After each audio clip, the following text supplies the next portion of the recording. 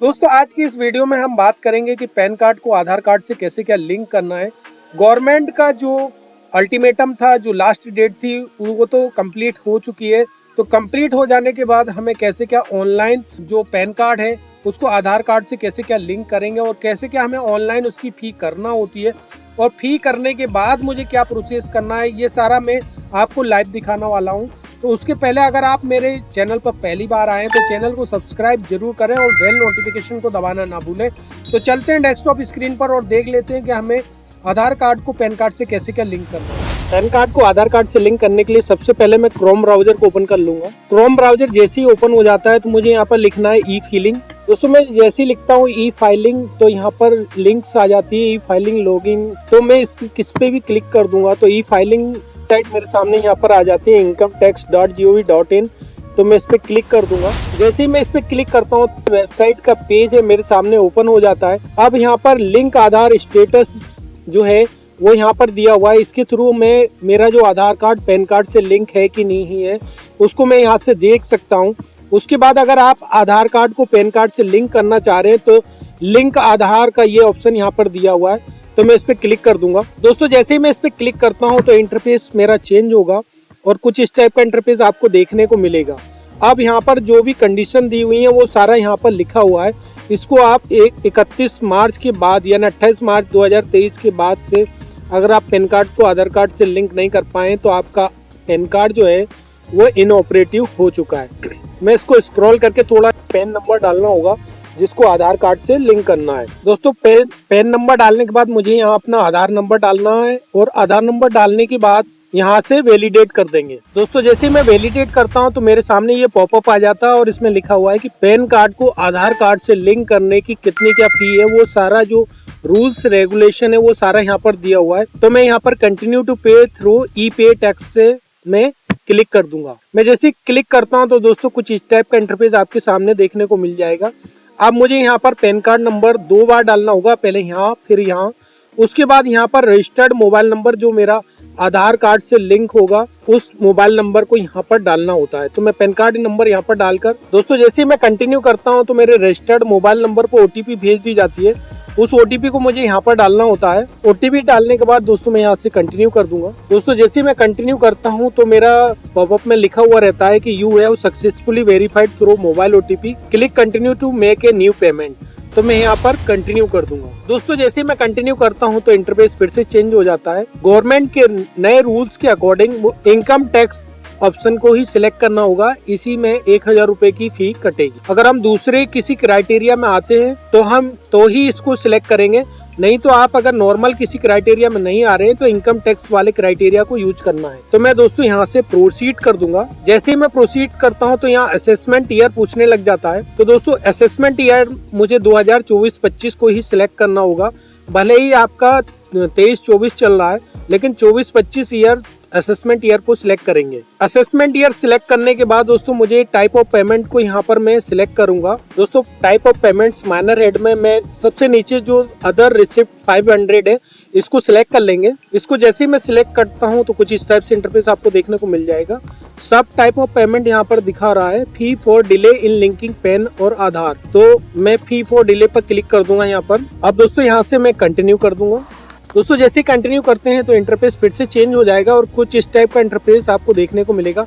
मैं इसको स्क्रॉल करके थोड़ा सा नीचे आता हूँ तो यहाँ पर जो पेमेंट आपको करनी है 1000 रुपये वो यहाँ पर शो कर रहा है। अगर आपने सारा डाटा पीछे सही लिया है तो आपको 1000 रुपये यहाँ पर पे करने का शो करने लग जाता है। तो मैं इसको यहाँ पर कंटिन्यू कर दूंगा।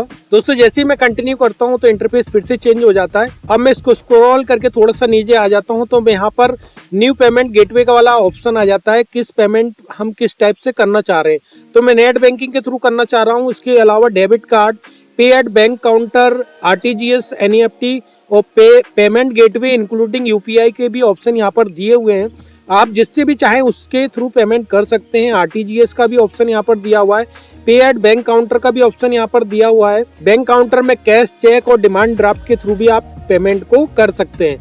उसके बाद डेबिट कार्ड का ऑप्शन यहाँ पर दिया हुआ है। तो डेबिट कार्ड कौन कौन से अलाउ है, इसमें कैनरा बैंक का अलाउ है, आईसीआईसीआई बैंक का अलाउ है, इंडियन बैंक है, पंजाब नेशनल बैंक है, स्टेट बैंक ऑफ इंडिया है। ओनली इन्हीं डेबिट्स कार्ड के थ्रू ही आप पेमेंट कर पाएंगे। इसमें जो बैंक जो रजिस्टर्ड इसमें दिखाई हुई है आप उन्हीं के थ्रू पेमेंट कर पाएंगे। इसके अलावा अदर बैंक से अगर आप खाता खुला हुआ है तो उसके थ्रू आप पेमेंट नहीं कर पाएंगे। दोस्तों मैं नेट बैंकिंग से पेमेंट करने वाला हूं, तो मैं नेट बैंकिंग के ऑप्शन को ही सिलेक्ट करूंगा। उसके बाद यहाँ पर जो बैंक दी हुई है ओनली नेट बैंकिंग के थ्रू आप इन्हीं बैंकों से पेमेंट कर सकते हैं। तो मैं स्टेट बैंक ऑफ इंडिया को यहाँ से सिलेक्ट कर लूंगा। स्टेट बैंक ऑफ इंडिया को सिलेक्ट करने के बाद मैं स्क्रॉल करके नीचे आता हूँ और यहाँ पर कंटिन्यू कर दूंगा। मैं जैसे कंटिन्यू करता हूँ तो यहाँ पर फिर से इंटरफेस चेंज हो जाएगा।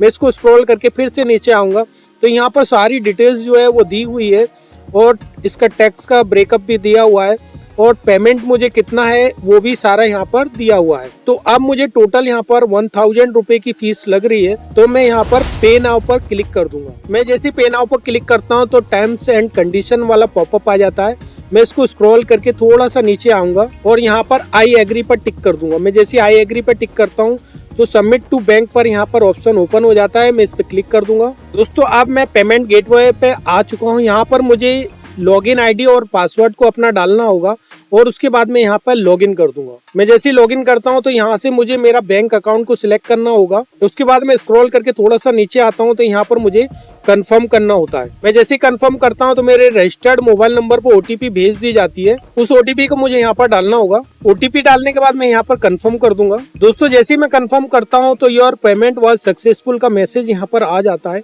और मेरी पेमेंट स्लिप यहाँ पर जनरेट हो जाती है। उसके बाद पेमेंट इज सक्सेसफुल। अब दोस्तों जो चालान की जो रिसिप्ट होती है यहाँ से मैं डाउनलोड भी कर सकता हूँ, तो मैं डाउनलोड कर लूंगा और इसको यहाँ से ओपन करके भी देख लेंगे। तो दोस्तों 1000 रुपए खाते से कट चुका है और मेरा पेमेंट स्लिप यहाँ पर जनरेट हो चुकी है। दोस्तों पेमेंट हो जाने के बाद मैं इसको स्क्रॉल करके थोड़ा सा नीचे आता हूँ। यहाँ सारी डिटेल्स मेरी दी हुई है। तो दोस्तों मैं पेमेंट कर चुका हूँ, मेरी पेमेंट स्लिप जो है वो भी जनरेट हो चुकी है।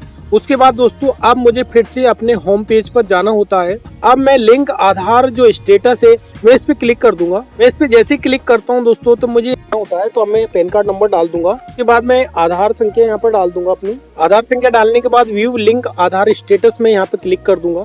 मैं जैसे इस पे क्लिक करता हूँ तो PAN Aadhaar linking has failed due to name mismatch. दोस्तों ये पेमेंट हो जाने के बाद दोस्तों अब मुझे 24 घंटे के लिए वेट करना होगा और 24 घंटे जैसे ही मेरे हो जाते हैं उसके बाद ही ये रिफ्लेक्ट होता है मेरा पेमेंट।